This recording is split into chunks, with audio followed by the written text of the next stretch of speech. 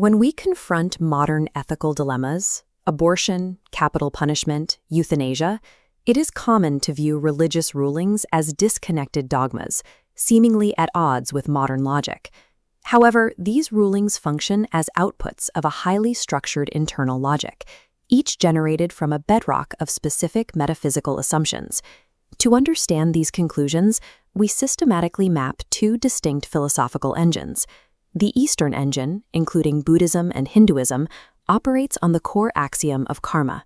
This inescapable physics of action and reaction pairs with non-harm. The Western engine functions on divine law, categorizing life as the property of a single creator. We can test the consistency of these engines across three specific vectors: bioethics, state violence, and animal welfare. By identifying a system's base metaphysical axiom, even the most complex and controversial ethical outputs follow a traceable, logical path. We start with bioethics, abortion and euthanasia. Broadly speaking, both engines restrict these practices. The Eastern pathway arrives at this restriction through karmic mathematics. Because every action demands a reaction, taking a life, even to end suffering, accumulates negative karma, disrupting the soul's trajectory. Yet, this engine produces a specific exception in Hindu and Jain traditions, a practice known as prayopavesa. Prayopavesa involves the passive, calculated cessation of eating and drinking by an elder close to death. Here, the act is specifically distinguished from suicide. The logic is that by ceasing to consume and act, the practitioner stops accumulating earthly karma before their consciousness enters the metaphysical reality. In the Western engine, euthanasia and abortion are rejected because life is considered the exclusive property of the divine. Ending a life is processed as a violation of the Creator's authority and property rights. Historically, the Western engine included its own exception based on early biological theories, the concept of quickening. Lacking modern ultrasounds, early thinkers like Thomas Aquinas and various Islamic scholars debated allowing abortion prior to 15 weeks or 120 days.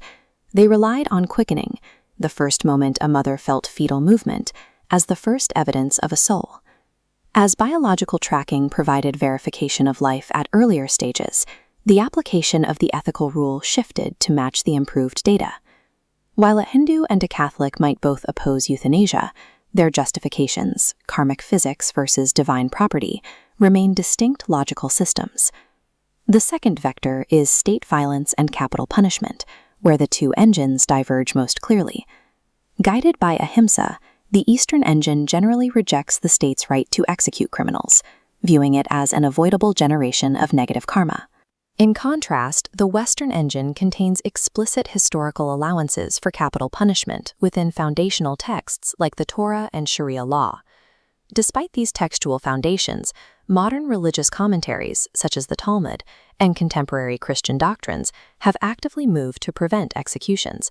They achieve this without rewriting the law by establishing impossibly high burdens of proof, effectively creating a legal blockade against the punishment.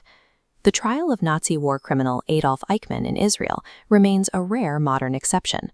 The severity of the crime was seen to override the high standards of hesitation that usually prevent the death penalty in modern religious states.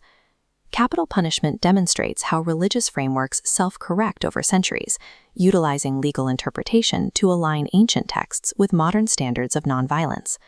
The final vector is animal rights and dietary laws, which provide the most visible manifestation of these axioms. In the Sikh tradition of the langar, community kitchens serve vast numbers of people on the floor, strictly adhering to vegetarianism. This practice reinforces universal equality and ensures that the communal meal is free from the karmic violence of animal slaughter. The Hindu reverence for the cow follows a similar logic. Contrary to popular myth, the animal is not worshipped as a deity. Instead, the cow is revered as a maternal figure because she provides milk and cheese to humans.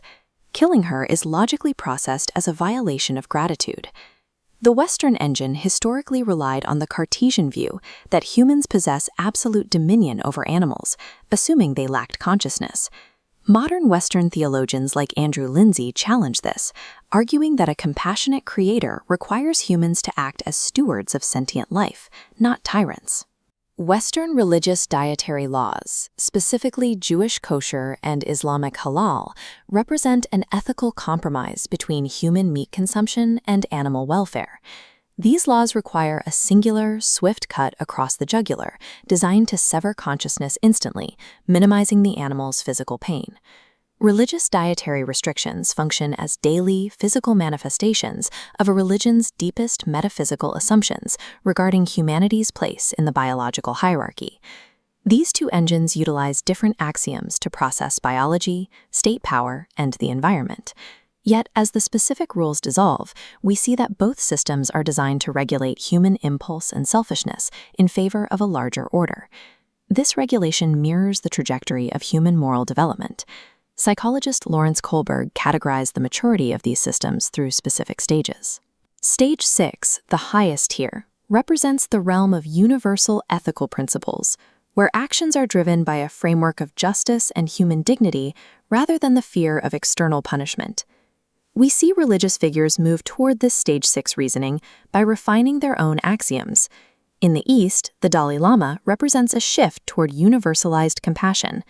Thich Nhat Hanh expanded Buddhist mindfulness into a globalized, universal framework of nonviolence. In the West, rabbi and philosopher Abraham Joshua Heschel used the axiom of divine law to demand universal social justice. And Mother Teresa utilized the Western concept of divine stewardship to provide care for the suffering on a global scale. Despite their differing axioms, all of these systems eventually converge on the same heuristic tool, the Golden Rule. Do unto others as you would have them do unto you. Understanding why a society builds its ethical code requires looking past individual laws to the underlying metaphysics that birthed them.